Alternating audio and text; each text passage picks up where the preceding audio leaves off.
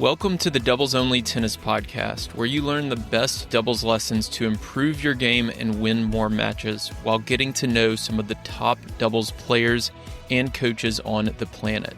I'm your host, Will Bochek. This podcast, my weekly strategy newsletter, and my website all focus on the goal of better understanding the sport of doubles and helping players like you improve faster through actionable advice that you can use in your very next match. My goal is to provide the best doubles resources in the world. And to do that, I study, analyze, and work with players at every level of the game, all the way up to the ATP and WTA tours. If you enjoy this podcast, consider becoming a Tennis Tribe member to go even deeper and take your doubles IQ to the next level. Members get access to premium podcast episodes, weekly video lessons, monthly strategy webinars, courses, ebooks, gear discounts, and a lot more. Go to thetennistribe.com/memberships to see all the benefits and sign up. Here's today's episode. This is a conversation with Dan Kiernan. Dan is the coach of WTA doubles player Gabby Dabrowski, ATP doubles player Andre Goranson. He is the founder of Soto Tennis Academy, and he also hosts his own podcast, Control the Controllables, which I highly recommend. And Dan has been on the podcast several times at this point, and I wanted to have him on to get an update on what's going on at Wimbledon in terms of this massive announcement about potential changes to the ATP doubles tour. Dan is on the grounds at Wimbledon, coaching Gabby Dabrowski, who's still in the draw, and he stayed late to do this recording, which I really appreciate. He was there until about 10 p.m. on the call with me, and we talked a lot about this announcement, player reactions, coaches' reactions, what his understanding is of how it all went down and how it was communicated to the players. We talk a lot about respect as well. I don't touch on marketing a whole lot here because I've talked about that so much. And at the end of the day, I think if the ATP leadership doesn't respect doubles, then it doesn't matter if we have the perfect marketing plan. It's not going to work. They need to respect doubles first. So we talk a lot about that. Dan mentions intention a lot. He talks a lot about intent and wants to know what is the intention of the ATP. And transparency is something that came up in the players' social media post, or actually lack of transparency, because we don't know what the intention is. Is the intention to cut doubles over the next 10 years? Is it to cut the pathway for double specialists? They've not made that clear. So these changes, we are unsure what the intent behind them is. So we talk a lot about that. I also asked Dan how likely he thinks this is to actually happen. It's an announcement for 2028, which is a year and a half away. So how likely is this to actually happen in 2028? And then what are the players doing? What can they do? And what advice he has for the doubles players as well. I actually had a lot more questions for Dan, but this ran pretty long because Dan has such a deep understanding of this and really doesn't like to share kind of surface level answers. He goes deep into all of the questions that I have, which I love. So I think you're going to get a better understanding of the situation for sure, and definitely an understanding of the doubles perspective. So without further delay, enjoy this conversation from Wimbledon. At least Dan was at Wimbledon with Dan Kiernan. Hey everyone, welcome to the show. Today we have Dan Kiernan back on. Dan, welcome back. Thanks, Will. Thanks for having me. Yeah, I know you are super busy at Wimbledon. Gabby is still in the draw and not playing tomorrow, it sounds like, but maybe in a couple of days' time. And then you're recording your own podcast there, so I appreciate your time. I wanted to, we chatted over WhatsApp about the doubles announcement or potential announcements. I don't know if anything's set in stone yet.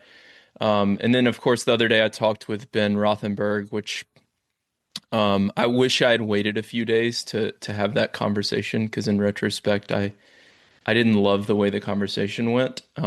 But now I want to have somebody on who is of a different perspective, probably more in alignment with me, who is kind of backing the doubles players a bit more. So I wanted to start by asking, what is kind of the feeling on the ground among yourself, players, coaches, people you've talked to? Um, I think I guess the starting point for me, maybe if you'd spoken to me a couple of days ago, I would have come on here. Everyone's assholes. They're da-da-da-da-da, and da-da-da-da. Like there's like Yeah. I think it's natural. It's a natural human reaction of like, show me some goddamn respect. Like it's that's the sort of, I think that's kind of quite a bit of the feeling at first. And it's It's like just the that. stages of grief, right? Like Yeah, a anger is little one of bit. those Yeah, stages, and then exactly. you're moving. And it's actually not so much for me on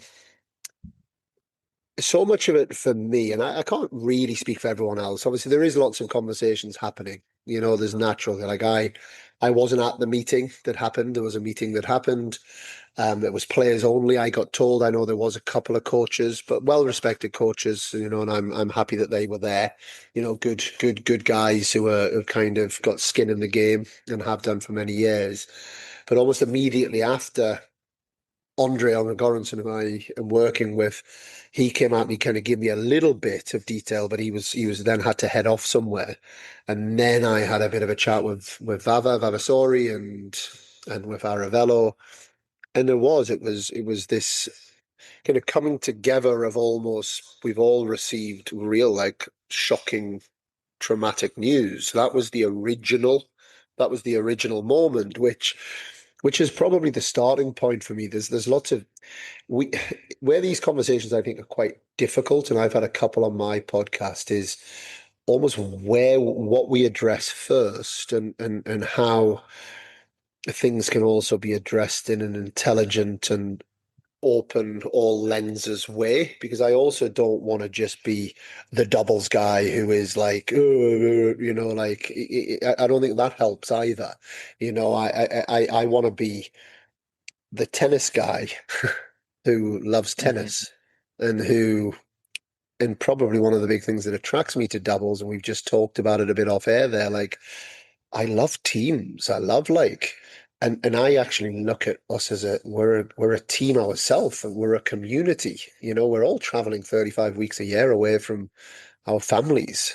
Like we're all part of the traveling circus. And I love that this is a community as well. Yes, the people are fighting for their own bit of the pie, and people are fighting to win tennis tournaments. But we all love this sport, right? We all love this sport of tennis, and it's that's, I guess, certainly one of my big thoughts. It always has been, why aren't we growing this together? Why aren't we trying to make this the greatest sport in the world on all levels? Why aren't we doing that? So I think that initial almost betrayal feeling is something that's there, of like, why are we being why is everyone being betraying here? Why are we saying these horrible things about each other? Why are we infighting? Shoot, we're in the wrong, that's the wrong fight, because in my mind we are a team, we are a community, we are an industry, and there's many layers to that industry. And I also believe it's one of the hardest industries and sports in the world, when you do talk about the dedication that goes into it. Like I'm whatever, this is normal. I'm 10 o'clock, I haven't left site yet. That's not in, I'm not even, and if they were playing tomorrow, be then up till 2 a.m. scouting and going through all of those things, because we love it and we're passionate about it. So why is it that whether there's one person on a court or there's two people on a court or four people on a court, why have we got this infighting? So I think you then start to hear, I guess, propaganda, which is what a lot of this is about. It's a political thing, right? I almost feel like we're like part of some political party election that's going on. And you don't quite know what to believe, but it doesn't take much to just dabble in a bit of information and then, like we heard Alex Di Manua yesterday, he doesn't know. Why should he know? But he's just been shown that the numbers don't work. That's what he's been told. Hmm. And I'm sure we'll get into that in a minute. But what do you mean the numbers don't work? Nobody, and that's probably the first step we need to. I would like to probably start this conversation on, because before we even start talking about product and marketing and and all of these kind of communication bits, that's not true. Or at least none of us, nobody in the world of tennis knows if that's true. That's just something that's thrown out there that's making maybe decisions that are being made easier. So then I think what there then has been is this anger, like, well, who is this? Who's making this decision? But again, I don't know. I don't know what the truth is. You know, it seems like it's a couple of individuals that have been named that are on the player council that they happen to just be, they played tennis mainly when there was one against one. Okay, whatever. It's still tennis, right? But it's like, and they happen to be okay tennis players that probably didn't make a lot of money in their time, and they weren't the highest level players, so they were kind of the I call them, in our sport, we've got our superstars, we've got our the traveling circus, your trapeziest artists, the Mm. show sellers. We know who they are in our sport, and there isn't many of them. You've then maybe got a next layer of maybe B levels, maybe, the kind of 5 to 20 guys in the singles ranking because they've been promoted and marketing. And then the rest, 20 down, and the doubles players are the C players, right? It's Yeah. all in the same stages, and they play an important role in our sport of tennis, but they're not the main characters, and Yeah. they're not trying to be sold as that, but they do have a really important role of providing content and providing entertainment. We're an entertainment business. That's what the industry is. So I would say there's been quite a bit of anger towards those people that might be wrongly directed because there's no transparency.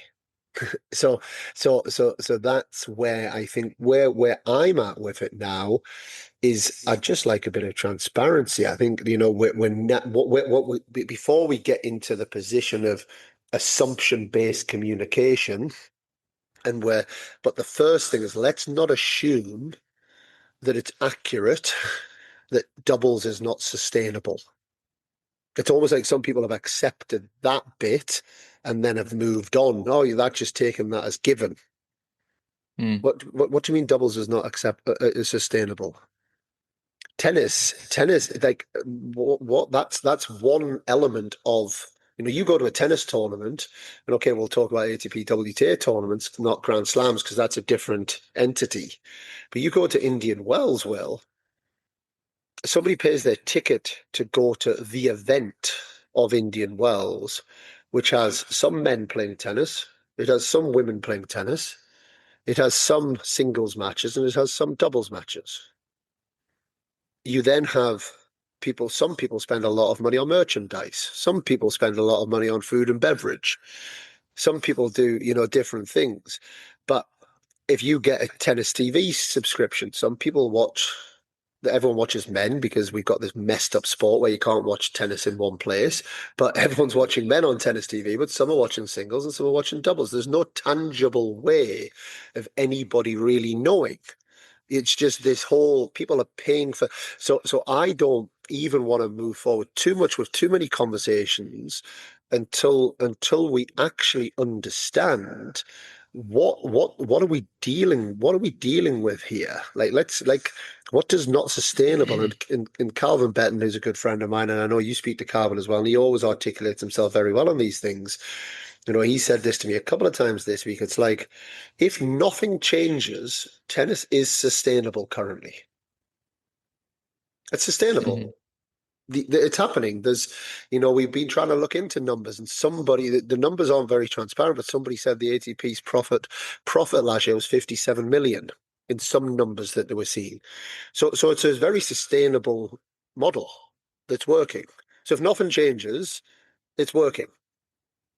So Yeah. so actually, what is happening here is they're looking to take the money that is currently put into, I don't know what they're trying to do, but that's what it sounds like, and actually just move that money around to make a few more people richer and for the money to be less spread around. Hmm. And again, let's forget singles and doubles for a minute, because the next thing will be they'll look to do that to spread it into less singles players, right? This is all just that's again what you hear. So again, that sits really badly with me when, again, I love tennis. I love it. One of my things about tennis that I've always struggled a bit with is how elitist it is. Yet we're trying to become more elitist. Hmm. Like are we what we so like what's you now? Like I own an academy in the south of Spain. What I now start, I mean, we've got it goes down to college tennis. College tennis has become more elitist because of the NIL. Hmm. So like this has a massive knock-on effect all the way through our sport. Like how do I have a conversation with a parent of a 12, 13-year-old and say, well, you've got to be top 16 in the world singles player or you're not going to make any money out of the sport, and you have to be a 13.5 UTR. You can't go to Division One college. So we now have like we've got what? We've got 20 spaces to make money on the professional tour, like Formula One, and we have another 500 spots in Division One college. And the rest of you, no, there's no future in tennis. But by the way, why don't you come along and play every day at the club? And the whole knock-on effect is massive, and uh, that's where I think this, without trying to lose my point, this is where I think we've got to get away from assumptions. We've got to get to what does it mean that it's not sustainable? Secondly, is there an intention? If it can be, what does sustainable look like if it currently isn't sustainable, which I don't believe that that's true. But if it's not, what does it mean? And from a financial standpoint, what does that mean? Hmm. Do you now have the intention over the next 5, 10, 15 years for doubles to be part of the product of tennis? Professional tennis. If you do, okay, great. Let's all talk about that on how that can happen. And that's when, for me, then obviously the marketing stuff comes in, and that's when the storytelling comes in. That's when it's like we saw it with Arkansas. Arkansas men's tennis team went under. 2 weeks later, they'd raised 5 to 7 million US dollars to keep the team alive because the passion was there. Right? That's a men's tennis team in Arkansas. The passion that people have for the game of doubles in tennis, the sport of tennis, is huge. Let's make no bones about it. Anyone that's saying it's not is nonsense. It's like 70% of people that play the sport of tennis play doubles. Hmm. You go around and again, propaganda. Riley's putting his picture up of an empty stadium. When there's empty stadiums in doubles, there's empty stadiums in He's singles, right? It's he's so you he's know so funny. well, he is, and I'm sure he's sitting and having a bit of a laugh, and it's his kind of, and I'm, maybe again, this is not about Riley, but it's like He's there is a thirst for tennis. We've got an amazing sport, and there is a thirst for doubles. So, what does that look like? Does money need to be raised? Okay, if that's the case, at least so everyone knows transparently. But the big word here, Will, is intention. If there's not an intention to have doubles in the future of the ATP, okay, get your balls on the line and make that decision. Don't try and hmm. bluff us all. Don't try and cut the pathway off and then and do it in that sort of way and give us this like, and the same with the 80-20. It's not 80-20, it's 80-10-10. So 90-10 is 95-5. Let's also speak truthfully, because the 80-20 split of the money, there's two players that split the 20. So it's 80 10 Yeah, 10, and yeah, 90 yeah. 10 becomes 95-5. So it's like let's get everything out there honestly, as anything should be done in the world, any relationship, any, like, I don't start coaching a player until that stuff's absolutely out in the open. And what's the intention? Is the intention to move forward in the right way, in a certain way? If it's not, okay, let everyone know. And then, okay, maybe then if there is then a world of doubles to be out there, there needs to be a new tour, or it needs to be something different. And there's conversations to have with tournament directors and sponsors and different people. Okay, maybe that's the case. I don't. It's for me. It's another. We're already a fractured sport with seven different. It would seem crazy to fracture it even further. That's like, come on, what is wrong with everyone? Let's come together. However, if that is the intention, that's then let everyone know that's the intention, and then people can move on with some solutions. If it's not the intention and it genuinely is a sustainability issue, let's address that. Do so you mentioned there's a few former players that Yeah. maybe have these are my words, not yours. Maybe have like a grudge for not making as much money as they did during their career, or some kind of thing against doubles. And I wasn't clear. Are these former players in like a council? Or are they part of Yes. ATP leadership? So how it works, and this is an important point as well, Will. The ATP Council, and again, I from a concept standpoint, this is correct information. From an exact Yeah, standpoint, it might not be. sure. The ATP Council, it's 50% looking after the tournaments and 50% the players. So you then have a tournament side of the council, and you then have a player side of the council. Yeah. And you Hmm. then have your board, but your player reps, where the ATP and WTA massively differ, is these board reps who are, well, let's get a couple of names out then. I don't know them, but like Pablo Andujar is one of them, and Sousa, is it João Sousa, who Hmm. Portuguese player. I know Yeah. they are quite recent on the board, and I've been hearing for a long time that they're quite big pushers on this. Now, they've also refused a few conversations I know with players here at Wimbledon that have asked for those conversations. They are making decisions without the player reps, which I don't know the singles ones in the ATP, but it's Aravello and Vavasori is the doubles side of that. Hmm. So all that the player reps get is they get informed first of the decisions that have been made. Okay. They are not part of the decision-making Th process. okay. On the Got it. WTA, which is the same, set up exactly the same, the player reps within that council, they are part of the decision-making process. So again, if we take on the So double they're in side, the meeting. it's Yeah. Gabby Dabrowski, Ellen Perez, Jess Pegula. I think it was always Caroline Garcia. You've got whenever there's points on the agenda to be discussed, they are part of the discussion.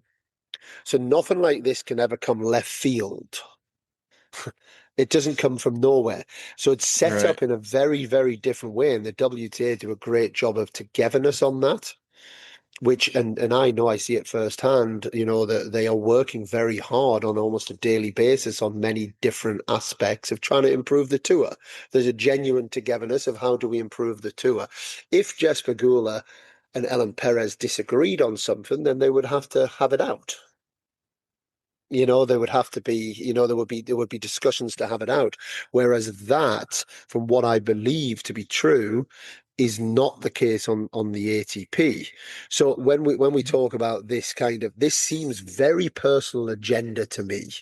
And again, it's speculation because I don't know, but we're only speculating because of the lack of transparency. So, like I heard a conversation that happened the other day with one of those guys that was talking about Cabral, the doubles player being 20 in the world, is making more money than a singles player, Rocher, who's a Portuguese guy who won 50 in the world. And that's wrong.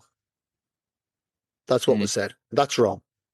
So what was given there was that's the personal agenda. Lloyd Glasspool made 1.7 million. I've also heard that. They don't like that Lloyd Glasspool was the 40th highest paid player last year. So it's very bottom line money. It seems to be. Again, I have Yeah. to say it seems to be because I'm now assuming a little bit and picking up because we're not getting the clarity that there's kind of these agendas that doubles players don't deserve the money that they're getting. That and that's then got this whole thing going. You then get your Rileys, your Bublix, your different players. They then get told, by the way, that pot of money, all of this 20 billion's going to these bloody doubles players. And So, then they so, get riled up. so these two guys though are on the same council as Vavasori and Arivalo, correct? They This is the are, but I don't know exactly, but my understanding is that they are more like the board rep stat oh, side of okay, things. because I just So looked up the player council, so ATP board. I'm just looking this up like as we're recording this, yeah, just to try to make sense of it all. Because like you said, there is no transparency, so we have to kind of okay. At large player board rep is Pablo Andujar, and then Nuno Borges is the other one you said, and he's just no, part of the no, player. Borges is a player. No, is Oh, Sosa. Sosa, João Sosa, okay. is it? Yeah, I don't see him on this page. This says Okay. 2026 ATP Board of Directors. But I do see Pablo Andujar. Anyways, I mean, some of this stuff may have changed because this was published back in December of last year. So who knows? But okay, I see that makes sense. So then with that, one of the things that like I've talked about a lot is, we need marketing for doubles. And I don't even really want to talk about that a whole lot in this conversation because it's so obvious and we've belabored it over and over and over again and talked about all these marketing ideas. And it's like, it's kind of a waste of time at this point. But one of the things you've talked about to me a lot is this word respect, right? Um, does ATP leadership respect doubles? And if they don't, is there any way to help grow that side of the sport? Again, I'm assuming in the actions. The actions seem to have quite a severe lack of respect, Hmm. and I've said this for a while that doubles is the mistress of the sport. And it's like, we own you, but you go over there and we're not going to show you until we need you. Hmm. And then we'll bring you out. And now you're on show for a bit. And now your job's done. Get back there. But by the way, we still own you. So it's like, which is not very respectful actions, right? And it's which, but again, it goes back to what I'm trying to say, Will. It's like in any line of work or any relationship, what is the intent? If the intent is for it to be a part of the future of the ATP, and also what are the objectives of the ATP? What do they want to do? What are they? They're looking at 50% tournaments, 50% players, but how do they want to grow? Do they want to grow? Do they want to maintain? Do they want to, do they have the intention to go to be, we only really want to look after the top 25 singles players in the world and run a Formula One type tour? And that's okay. And that's the case. And we've got a 3-year plan to get to there. And then it gives time for other people to develop other tours. But it's what that whole objective and intention is key for me. Because then Hmm. if we have those things and it's then okay, people are saying it and it's right. If there is a leg of the business that isn't working, why is it, how's it not working? And that's the quantifiable bit that I don't think anyone can give. And I think it's very hard. It's like the gender-based Yeah. argument. I used to I have would guess, like, sorry to interrupt, but I would guess that tennis TV has like streaming numbers um per match, and they could just pull up like the double streams versus the single streams, and if they can, maybe, I wouldn't be surprised at uh, all if the doubles is tiny compared to the singles, right? Like yeah, that wouldn't I mean, surprise me. but yeah, you don't, but again, we're speculating. It's like, Yeah, what's, I would assume they have that. I don't yeah, know. yeah. But again, it's like the gender-based argument. It's like people like kind of people that aren't educated, friends of mine over the years would always say men should be paying more than women. And I Hmm. always say to them, well, hold on, if you're playing the same tournament and Hmm. people are paying the same amount for a ticket, they're not buying a ticket. Let's get away from this. People aren't buying it. They're not buying a ticket to go and watch probably anyone. They want to be at the event that Alcaraz is at. They want to be at Hmm. the event at Sabalenka, and if they get to see Sabalenka, amazing. But the way our sport is set up is this entertainment business with all of these other amazing athletes that are also competing. That's Yeah. that's their part of the show. The show is not a one-person match. The show is the whole event. You come to Wimbledon, the show is the strawberries and cream. The show is the getting to go to the museum. The show is it's a whole it's a whole thing. So so it's very, very difficult to be able to quantify Yeah. that. And I've It's lost my train of thought a impossible. little Yeah. bit. Well, it's No, impossible. it's So it's that, impossible. but the You but were, the respect piece is it's huge because it's one just as trying to be a nice human being, which I think we should all, this is bigger than tennis, we should all try and do, right? The world will be a Mhm. better place if we all support each other and if the fact that we're basically talking about this leg of the sport in such a derogatory way all the time. It's like it's weird. It's like I remember when I started coaching some of the top players a few years ago, Louis Kaya said to me, "Are you sure you want to be a doubles coach, Dan?" And I said, "Well, yeah." Yeah. He said, "Well, just to warn you, you won't get any respect." And I remember him saying that, and that's fine. I don't need that. It's the players, but it's like that just is just the whole conversation is like that. Even the fact that I don't even really like that it's singles and doubles. It's like everyone's professional tennis players, right. everyone's extremely dedicated. It's a meritocracy. That's what we're told it is. So you get in on your rankings. Everyone can enter the singles events, and if they're known as a doubles player, if they don't have the singles ranking, they can't get in. Everyone can enter the doubles tournaments. All of these things. So I don't like that there's such a lack of respect just from a human standpoint, but going into actual detail of moving this forward, let's understand what the intention is. If the intention and the objective is to move forward and to try and grow the sport, how does that look?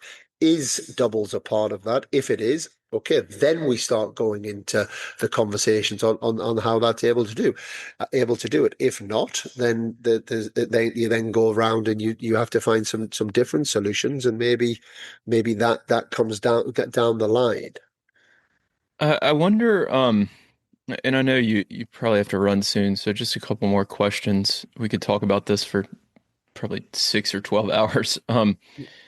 So I wonder this lack of respect, I guess, for me, we could come up with the best marketing plan for doubles, the best streaming plan for doubles, getting it on TV.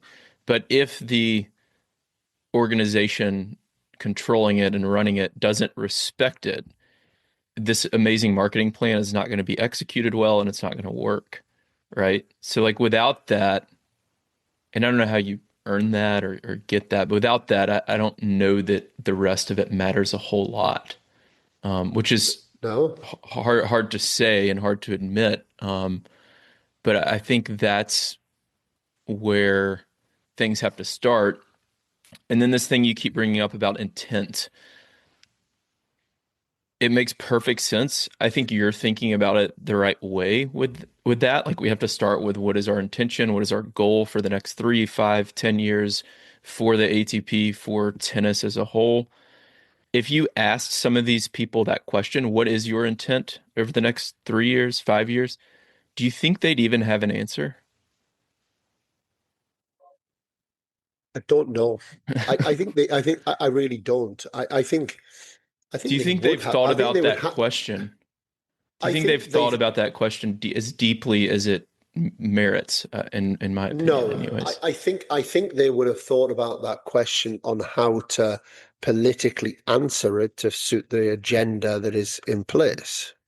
Mm, This is this if this wasn't personal agenda, and look, like I'm not the right person because there's an argument that I have a personal agenda, and I get that. well, everybody does. I mean, it's not a I coach doubles players, right? yeah. And so there's a personal agenda on my job on these type of things, there's that argument, of course, but this is why should have councils in place where you have people that are representing all of the different voices, right? That's how the Hmm. double and we've got a great example in the WTA because they work fantastic. Honestly, the WTA works great. It Hmm. really and there's definitely things that can be better, of course, but the way that they work as a council and as a togetherness and they're fighting different battles at different times and they've really progressed a lot of these areas. There's been a lot of work that's gone into that, and it's non-emotional, it's not personal agenda driven, but it's everyone that's coming from all of these different sides. So if there truly is an intent to do the best for the community, best for the industry, best for the associated tennis professionals moving forward, then you need all of the voices coming in. And you then need to be making these decisions. And on your point about the marketing, you can't say a product doesn't work unless you get it out there. You just can't. The Yeah. end. The end. You can't. So That's so why, yeah, it, I didn't want to if you talk about that because it's just so no, obvious. but if you don't have the intent for it to work in a certain way, because it's like I say, a bit of the mistress of just we'll use you when we want to use you, but just we don't want you to be too much, right? Because you're not the main event, and that's also fine. And if that's how, but just be honest about it. That's this is how we want it to be. And but you just can't. But don't give us the bullshit that it's not working. That's my biggest thing. If I had one thing that after reflection on this for 2, 3 days, it's don't give us bullshit. Don't be telling people it's not sustainable. Hmm. That's not true as far as anybody's concerned, unless they can show us that it's not sustainable. You know, if it's not sustainable, the next part for me is okay, why not? Do you want it to be sustainable? Which is the intent that I'm talking about. Yeah. Is there a want? Is there a desire for it to be sustainable? Okay, there is, right. 2 years, a 2 year plan to get it up to a sustainability. What does that look like? That's then when we have someone like yourself coming in. That's when we have the different people that are passionate about that, about doubles. Give them a chance. Give them an opportunity to put rather than putting this money in, which I'm sure is going to happen at some point for some kind of legal thing that might come along with all of this, because people aren't going to give up on this. We're too passionate about it. The players are too passionate about it. They've dedicated their life to it. They are brilliant tennis players. They are out there working their craft. They've changed doubles in the last 10 years, like Hmm. beyond. It's unbelievable. We talk about it in the matches we're watching this week. It is, it's, and some people go, it's boring. Okay, people can have their opinion on that, and then maybe part of that is moving the rules in some ways to change the sport. I don't personally believe it needs that, but it's only become a bit like that because they're so good because of the hours that go into it, and it's Hmm. like, but these people, let's not have people putting money together to bring lawyers in to try and fight this infighting. They would put their money towards social media campaigns. Specialist social media peoples on tennis. I have no Yeah. doubt if you went to the top 100 ATP doubles players and asked for 2 or 3 grand of each of them, we've now got a pot of 300 grand. Yeah. It'd be I'd so put some money easy. in. I don't make any money Yeah. really. I'd put some money into it. I You would know, like organize it and not take a salary. Just give me the yeah. rights to the video. Like that But is it. exactly. So there's Uh, so there's people that will absolutely do this. yeah. So this is why I can't get past. Show us that it's not sustainable and why. Hmm. and then give a chance on how to fix that if you intend for it to be fixed. Yeah.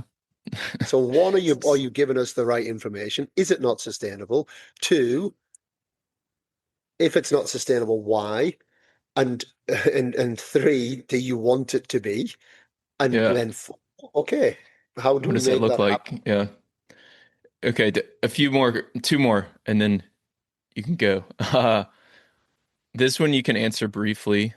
Maybe a probabilities like 50-50, 75-20. This announcement is for changes in 2028.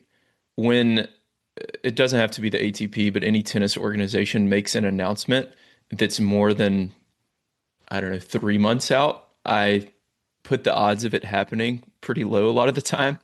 How likely is this to happen in 2028?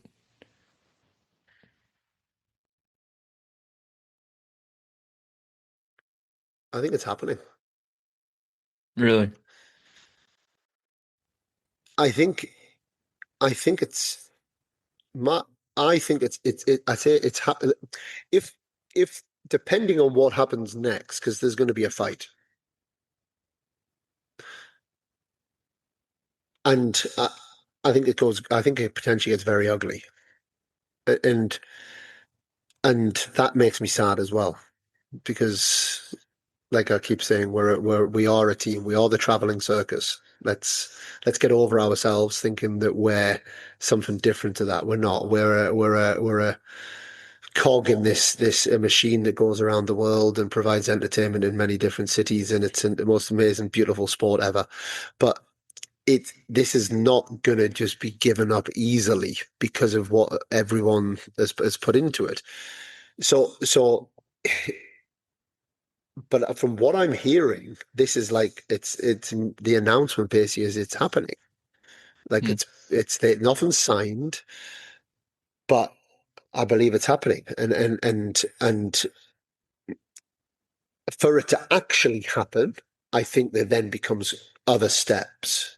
And I think it Yeah. becomes a bumpy road for everyone involved, because I don't think it's going to be just given up without a big fight. And I think, like I say, what that looks like, who knows? So yeah, so if in terms of is this, I go back to the word intention, in terms of the intent, I would say it's 90-10, 95-5.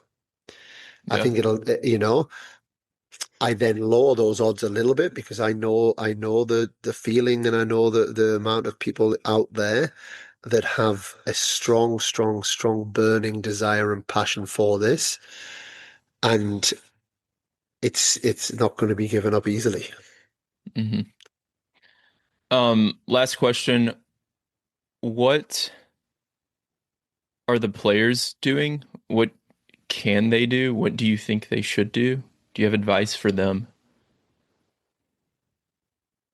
They what they've done this week in the biggest tennis tournament in the world, which is not ideal, preparing for tournaments and the tournament, is they've brought awareness, right? They want to blow this out. They open. This has all been done very secretly. That's I would imagine the ATP's intention. Let's do this secret thing and let's dress it up. Let's control the narrative. That's what's tried to happen. And the example I would give on that is, I don't know which country it is, but like they want in like 60 years for people to not smoke anymore. So like 1 year you have to be 19 to smoke. The next year you have to be 20. Yeah. The next year 21, right? And that's basically what I'm led to believe is happening, right? They're closing the pathway. So they'll be trying to tell the top doubles players, you're fine. But then when Aravello stops, and then Pavic stops, and then it's what they're trying to create, which also I just don't think works because singles players don't want to play doubles. They can every week. They can play. They don't want to. It's like they either tank or they pull out, or the odd week you then might get them like play. It's a hindrance for them in lots of ways. So my understanding is they're trying to still have doubles, but that you can at the lower challenges in the 250s, but you can only get in on your singles ranking. So they're trying to close the pathway in for any specialists coming in. So they'll be trying to control the narrative to the top players. You're fine. The 16 draws, you'll get into the 1000s, and I understand the intention of Grand Slams is absolutely not to go that route. So in some ways, that narrative will be there's no change. There's no change apart from prize money drop for you guys. So that's the what was the question, Will? I've gone off on a tangent. You're good. No, that was a good tangent because that was some information I did not know. What can the players do and what should they do? What advice do you Yeah, have so for so them? so yeah, so the awareness is the first bit. The second bit is answers. Need answers. Need to understand. Need to understand what we're actually talking about here in terms of what I'm saying there, the sustainability, Hmm. and the intent. Is what do you mean by is that doubles is not sustainable? Give us the facts. What does that mean? What does that mean? How are you breaking down every ticket sale at every ATP tournament, every TV right, every sponsorship deal, every merchandise, every hot dog bought, every drink bought? How are you breaking that down into the narrative that doubles cost the ATP 20 million? Hmm. Is How, that the how are number you? they're saying? That's the number I've heard. Again, that's not fact. This is Okay. speculative because you're having conversations. Yeah. What are, and then, okay, is it the tournament directors? That's another narrative. Well, the tournament directors don't want to give hospitality. But it needs to be all factually out there and the answers need to be out there. Then the third Hmm. thing, do you have an intention to work together and bring together a strategic plan to work together to it? Okay, we don't want you to lose money on this product. If you're losing money on this product, we don't want that. We want the tournament directors to be happy. We want to be providing a great product for the tournament directors and the tournament so that they want us all there. So how does that look? Are you open to working together on that? Yes or no? Mm. If you're not, okay, that is almost end of conversation. That's almost end of conversation. And then new conversations need to open on who is open to have something like that. From a player standpoint, and I'm sorry to use the word singles and doubles, I don't like breaking it into that. I actually don't want to listen to anybody other than the main characters. Because I don't believe that anybody voicing off about this on the singles side is has truly got a voice to really come from. And if it is that Carlos Alcaraz and Yannick Sinner come out and they said, you know what, because it's their tour. They own the rights to the tour right now. They are that they are. That's how That's a it works. separate issue in my mind, but go Yeah, on. yeah, yes. Well, it is, but that is the situation. Okay, Yeah, we yeah. don't want we are doing all of this work and we are creating all of this value and we want it all and we don't want you to have it. Okay, Carlos, fair play. You Yeah. if that's what Carlos says. But if somebody, any of these others that love the mouthing off and love all these things, this shut your mouths. Do you know what I mean? Like let's not pretend that you are relevant in this discussion, right? But I think that's where they need to go. They need to have conversations and they need to get answers. They're trying to get awareness, which I think has been a good thing. They need to have answers, and it's not easy. And you can even see me going off on emotional tangents in this conversation, but keeping our heads switched on as well. And I think the players, that's important that the players keep their heads switched on and they stick together. And that would probably be my last bit of advice. Stick together. Anybody that is a double specialist. They have made their mind up that that's the journey that they are on. Everybody needs to stick together because there's going to be strength in numbers and togetherness over the next few months and next couple of years.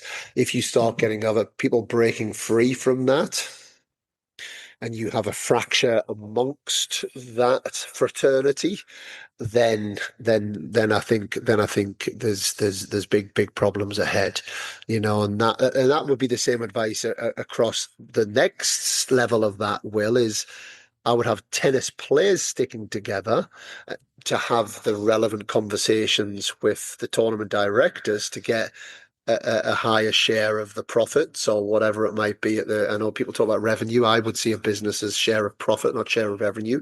But whatever that conversation is, to bring more money into the pot rather than infighting, taking money off each other. So what we don't want to happen is there's a layer in the doubles that there's infighting on now the smaller pot that goes to doubles players, that there's infighting on that pot of money.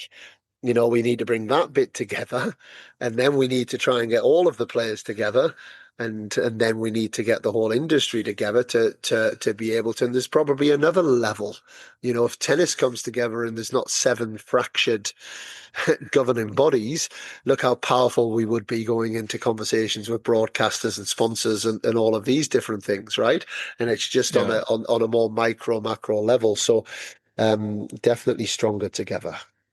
Yeah, there's a lot of layers to it, and I think, one of the things it seems like to me is potentially whoever the tournament leadership or ATP leadership, whatever, that this is a good thing for them because nobody's looking at their piece of the pie if the doubles and singles players are fighting over money, right? Like 100%. Nobody's looking at the fact that tennis players make a lower percentage of revenue among major sports, right?